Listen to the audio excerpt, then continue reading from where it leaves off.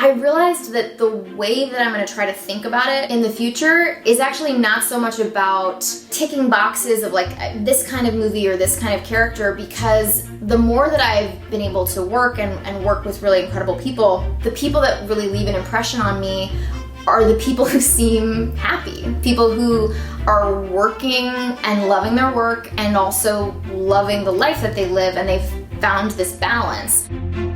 I'm Anna Kendrick, and this is the timeline of my career.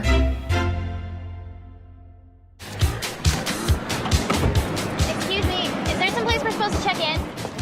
Over there. Is this your first summer? No, I was here last year. Remember? We were a night mother together. So Camp is the first movie I ever did.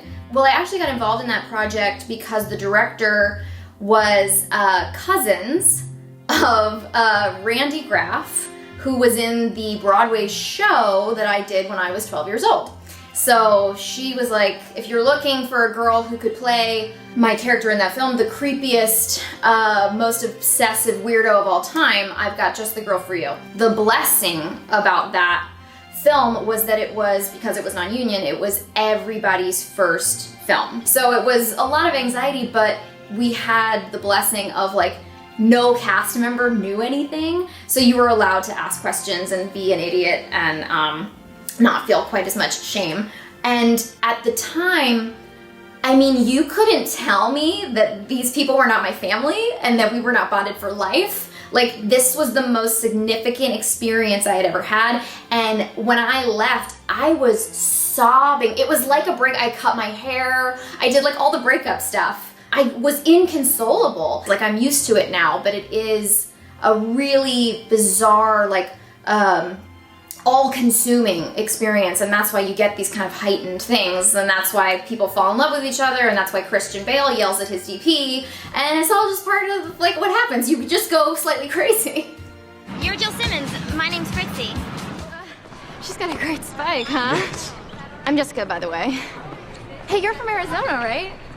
Yeah. Aren't people from Arizona supposed to be, like, really tan?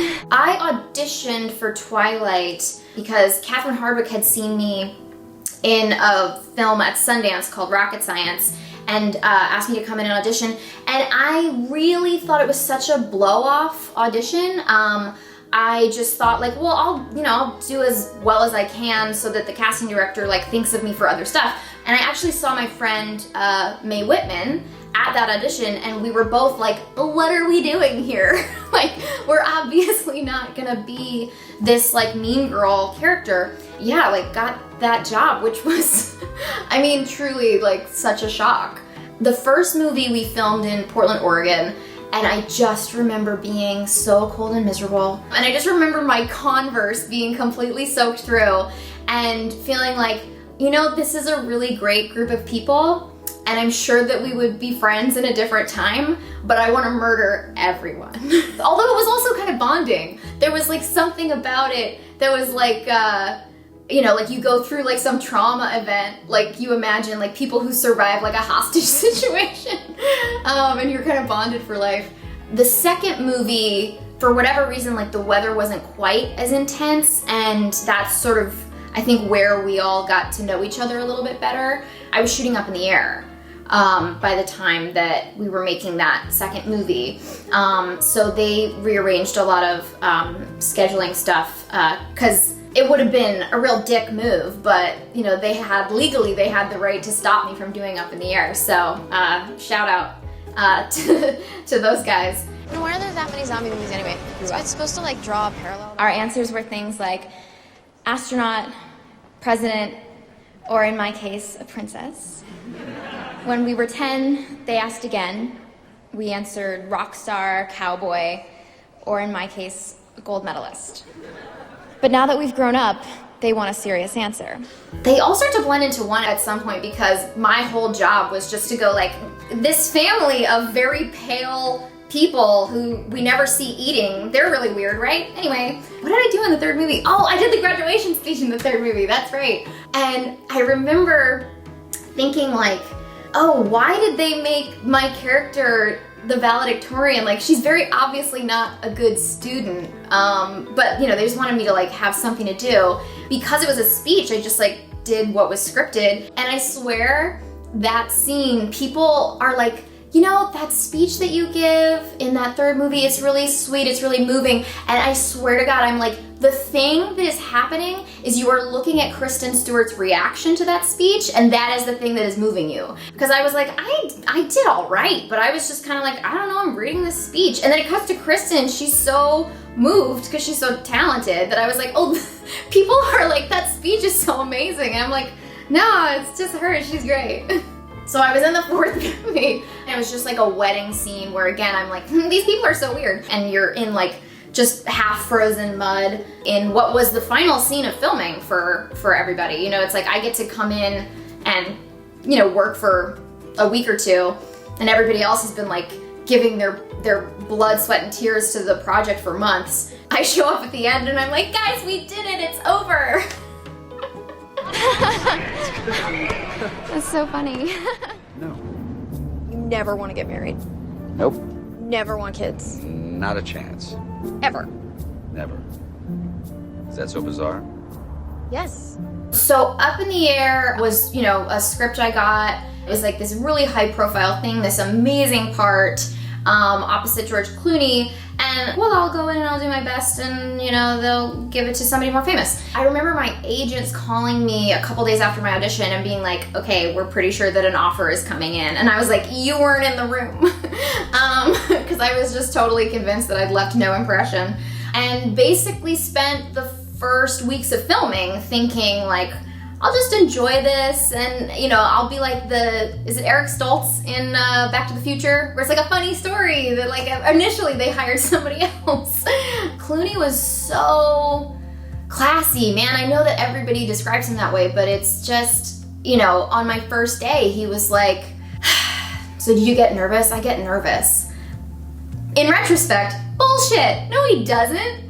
But it was such a generous thing to say to me, and I believed it at the time, and I was like, oh, we're the same.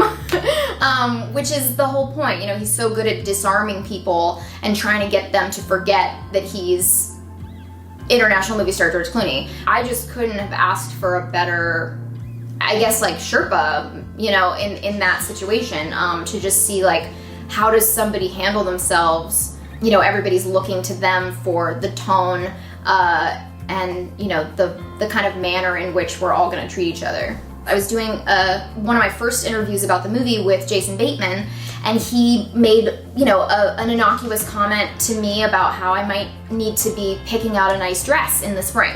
It just totally threw me that anybody would genuinely be thinking that, so it felt like a little funny joke. I guess in retrospect, like, of course, I wish I could have just accepted that and seen it for what it was, which was just a compliment, that anybody would be saying that. I'm kind of glad that I at least had the presence of mind at the time to go, Anna, you might look back on this time and get mad at yourself for not enjoying it more. So I want you to actually take in like how overwhelming this is and how much pressure there is, and how you have no idea how to navigate it, and that's okay. It kind of lets me at least kind of let my younger self off the hook a little bit. Yes, it is. I just don't see the value in it. You know what we should really talk about is you have trash on your floor, and there's no reason, I mean, you know, at least have a bag in the back to put the trash in. Adam, your girlfriend cheated on you. We don't have to talk about it. We don't have to. 50-50 was like the first time that I felt like I kind of pulled a little bait and switch on someone, because on paper, she felt really similar to my character from Up in the Air. And I knew that that was like why they hired me. I just wanted to make her like really soft. You know, Natalie in Up in the Air is like trying so hard to be a hard ass. And this wasn't a far cry from that, just on the page. I did worry that I would get there and that Jonathan Levine, the director, would like tell me to basically play it more like my character from Up in the Air. And he, I feel like, is this weird like Jedi master where like it doesn't feel like he's doing a lot, and then every movie he does is like, why does this have this much heart? You know, things like Warm Bodies or The Long Shot. Those movies have no right to make me cry. yeah, he just really like didn't shy away from that vulnerability. I just broke up with somebody recently myself, so yeah. 17 years old, scandal. That's not true. Who told you? Wallace, duh. So Scott Pilgrim vs. the World, I just did because I loved Edgar Wright's movies. I loved Shaun of the Dead and I loved Hot Fuzz. And he knows this, that to this day, Hot Fuzz is my second favorite film of all time. The Women is the first favorite film. Hot Fuzz is a close second. Often when I read a script, like the pace at which I can get through a script is a test of like how exciting the movie is to me. And there are exceptions to that rule, and Scott Pilgrim is one of those exceptions. That movie on paper is so bizarre and like there's like nothing to hold on to. It's so insane, and suddenly there's somebody singing and fighting like video game style, but up until that point there's been no indication that it's like a video game movie. So why are you fighting? Why is he flying? Why does he have like demon hipster chicks as his backup fighters / backup singers? And actually that was one of the early scenes that I did, and I was like, you know what? I'm just gonna be the audience for a second and be like, what is happening? Explain yourself. So that was my motivation for that. And I was not surprised that it ended up in the movie, because I do think that it just lets the audience go, okay, so this is insane. We're all on the same page. Fantastic. Oh my god. You guys haven't... No. We haven't. What do you teach? I teach at OR. I teach special ed. Oh, wow. Yeah. Yeah, that's so you really teach. And then Drinking Buddies, I didn't receive a single piece of paper the entire time that we were filming. There's no paper. I would just show up and Joe Swanberg, the director, would be like, we'll just see what happens. We'll just like see this scene. I go for this hike with Ron Livingston and I kiss him, and I'm in a relationship with Jake Johnson. And just before we started to shoot that scene, Joe came over, and you know, Ron and I kind of knew what the scene was about, and Joe came over and was kind of talking to us about it and was like, you know, and then you guys will kiss at some point and whatever. And Ron was like, yeah, I mean, if we kiss, if that feels right. And Joe was like, sure, and walked away. And I was like, wait, I think we have to kiss for the you know, certain scenes later to feel right. But then I knew that my character wouldn't ever kiss Ron. And so I was like, oh, I have to get Ron to kiss me. Like the actor and the character, I have to get him to kiss me without betraying my character. So I did this thing, we sat in silence for a long time, and I did the thing that's in the movie of going like, I'm having a really nervous feeling right now. And that he kind of asks me what I'm talking about, and then I'm kind of falling all over myself to apologize, like, oh, I've misread this situation. And then he ends up kissing me. We called cut, and Joe was like, great, do you want to do it again? And I was like, no. Because it was really nerve-wracking. Like, it felt like the real stakes of when you are misreading a situation or you want someone to kiss you. Like, it felt that real and alive, because like nobody told me how to do it. And I started crying. Like I had really cheated, and I really like had to tell my boyfriend now. So it was so fun and terrifying. Like you have all those body responses that you have in real life, where like the hair on your arm stands up and stuff like that. So it was terrifying and like the best. I find that really impressive. Well, thank you. Shorty, get down, good lord. Woo! Baby got 'em open all over town. Strictly bitch, you don't play around. Cover much ground, got game by the pound. I mean, every cast member, we've all talked about how the thing that got us excited about that movie is Kay Cannon's writing. You know, she wrote for 30 Rock, and this script was the kind of thing that you read and you think you know what it's gonna be. It's like, okay, it's a competition thing, it's a college thing, we know the beats of this. And then the script was so funny and dark and weird and really kind of pushed what was okay to say. Because at the time I hadn't sung in a film, so I just kind of needed to prove that I could sing. And I actually brought in a cup and was like, I can do this dumb thing, like the cup. And so they put that in the movie. Originally, Becca's audition song in the first movie was I'm a Little Teapot, which I still to this day, I keep meaning to ask Kay Cannon, like, what would that have been? How would that have worked? The director, Jason Moore, and I were like going around like collecting cups that we would just see on set to see like what would make the best sound for that scene. And we had this little collection of like a dozen cups to try once we actually got to that location and could test them out on that stage. Well, coming back to Pitch Perfect 2, it had been several years. The funniest part of it to me was going back to rehearsals and, you know, learning music again, learning the dances again. All the producers and stuff had this mantra of like, well, we're a well-oiled machine this time because we're older and wiser and we know, you know, that we're not going to get into the last minute changes to all the music and the dancing that we had on the first movie. And it was so much worse. It was so much more changes. Like the finale number we learned like the weekend before we had to shoot it. It was so fun to be back with the cast and also to be like, oh my god, it's exactly the same as the first one, it's even crazier. But I mean, I guess that's the thing, that's the exciting thing, that's why you have all the adrenaline, is because it's like it might fall apart up until the second that you're actually filming it. Come Santa Claus comes tonight. Theo, my God, magical ears. Becca, Hello. how beautiful. Oh, thank you. Yeah, the third one, again, you would think, like, this time we are gonna lock the music and we're gonna lock the choreography before, like, with weeks to spare. And no, right up until the last second. But by that point, we were just like, yeah, but we knew that was gonna happen. Have a seat, make yourself at home. Come little birds, down from the eaves and the leaves over fields out of I castles. think Into the Woods might be the only movie I've ever gotten where I actually cried when I found out that I got the job. It's such an iconic show and it just means so much to me, and it never even occurred to me that I could play Cinderella. When I found out that they were making Into the Woods and they asked me to audition, I was like, oh, for Little Red. Because when you do a stage version of it, usually like an adult woman plays Little Red Riding Hood. They were like, no, we're gonna use an actual child for that.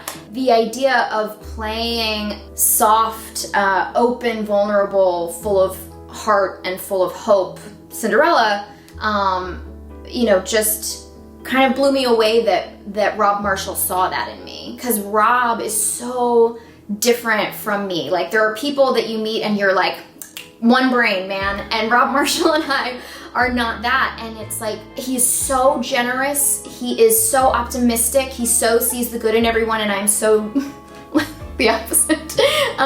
So there was a day where James Corden and I were watching Meryl Streep do Last Midnight, and we were like just overwhelmed with like this sense of people would pay so much money to have the view that we have right now, to see Meryl Streep this far away performing Last Midnight, and like, we're the idiots who get to just like be here. You know, this is the kind of thing like you should charge crazy prices for, and we just like get to be here.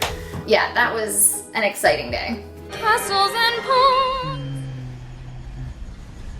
Hi, slut. Oh, hey. Thanks for the Percocets. What are you doing here? He doesn't even like you. I mean, he's in mourning for me. The thing that really stands out to me about Cake is basically how it's just one of the all-time great performances from Jennifer Aniston. And I even remember when we were doing press for it, feeling like she was so humble and she really downplayed everything that she put into that performance, like to the point that I was like at press conferences with her, like trying to grab all the microphones and be like, do you guys even know what she did? It was incredible. The research and the commitment, which isn't my place or my business. So Jennifer Aniston plays a woman who has lost her son, and she's in chronic pain in her body all the time because of an accident that she was in, and she's self-medicating. And eventually she has these hallucinations about this woman who died, who was like the perfect wife and mother and kind of everything that Jennifer Aniston imagines that she's not, and I played that character.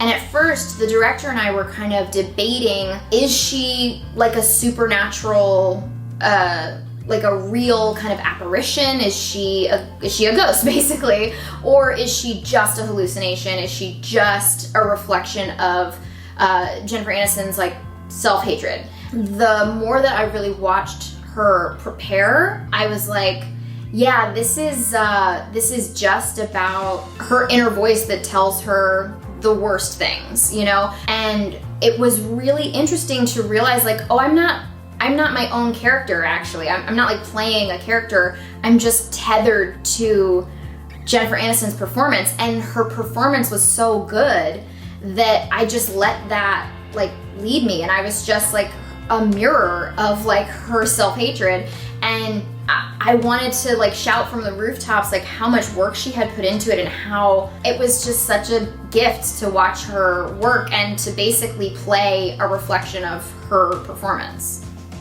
You just use people. Colors are beautiful.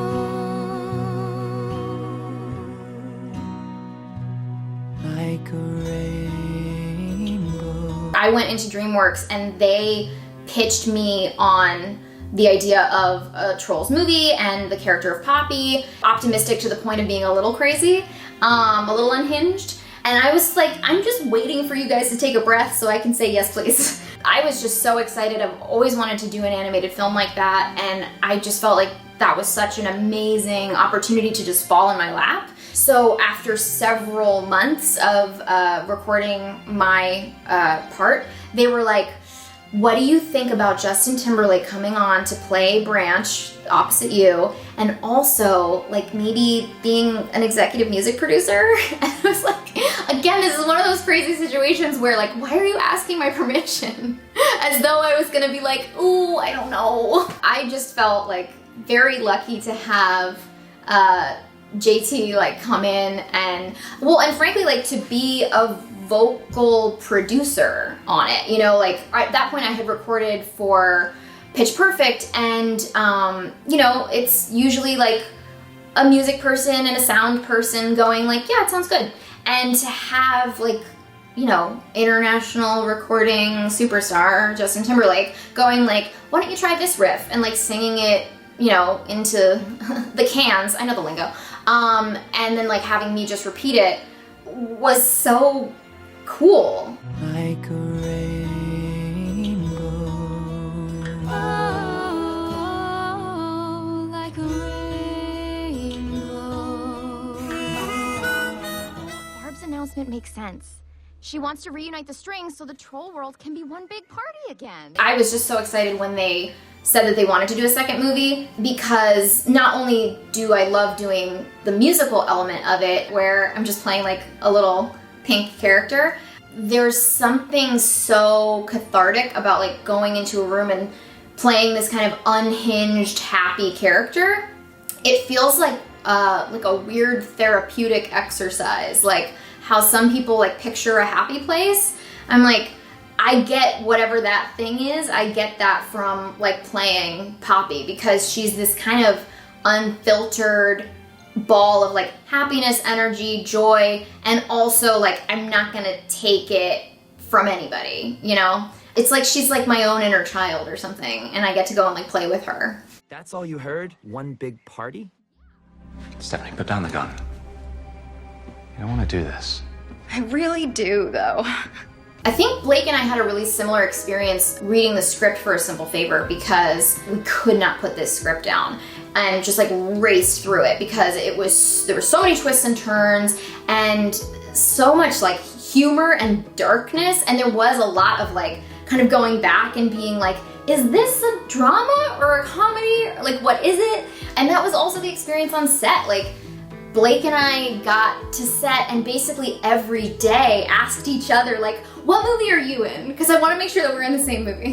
Because I actually said to Paul Feig early on in shooting, like, most movies, you know basically the tone and you know the genre, and you're on kind of a sliding scale of like how big and small are the choices we're going to be making. And with A Simple Favor, it felt like, oh, I can just take the knob off and just do whatever I want with it, because there's just no rules in this movie. It wasn't really until we saw the finished movie that Blake and I were like, got it, love it, so great. I really do, though. Hey!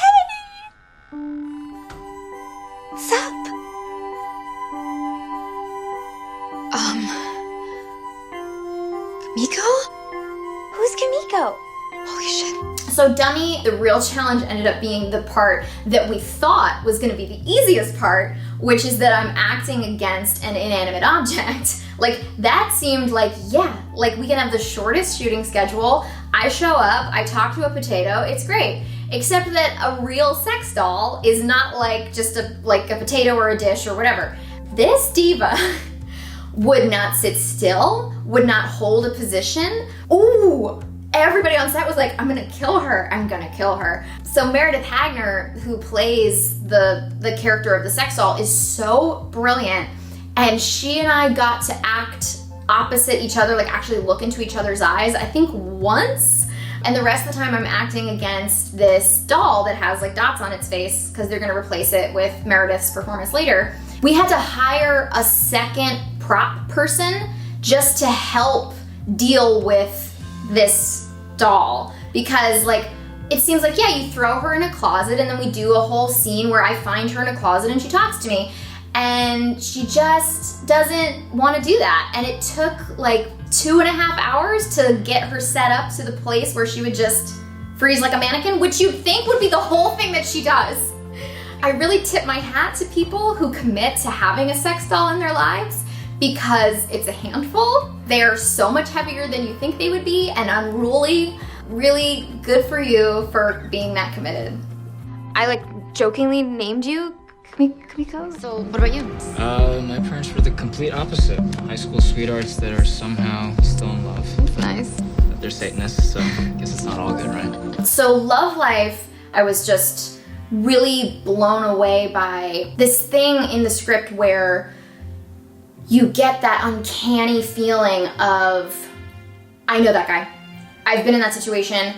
Oh, that's exactly how that feels. I hate when that happens. I love when that happens. Like, that came up a lot in the pilot episode, and then, you know, it was my first experience with episodic TV, so I didn't realize how much the show really transforms as you go. So in the end, like, so many talented people came on to work on the show and gave their personal experiences as well, and it all got remixed to the point that I have plausible deniability, so no, it wasn't about you. I mean, it was, but I can say that it wasn't. And that's the really beautiful thing about the show, is that because people were so willing to give like the specifics of really vulnerable or funny or romantic things that had happened to them, it feels universal the more specific it is, and it feels intensely relatable. So there's so many of those like uncanny moments on the show, and that's, you know, one of the things I love most about it. The more that I've been able to work and work with really incredible people, the people that really leave an impression on me are the people who seem happy. I've worked with people who I really admire, and they turn out to be kind of miserable. And, you know, somebody like John Lithgow, though, like, I work with him and I'm just blown away by how generous he is, so encouraging and supportive, and really generous, like, with himself. He's so open and so vulnerable. And I feel like I sometimes get the self-preservation instinct and I kind of get guarded, and the kind of career I want to have is the kind where I can be as full of love for my life and for my work as somebody like John Lithgow. So that's the kind of thing that I want to model. Thanks so much, Vanity Fair, for watching the timeline of my career. I hope I was less pretentious than you were expecting.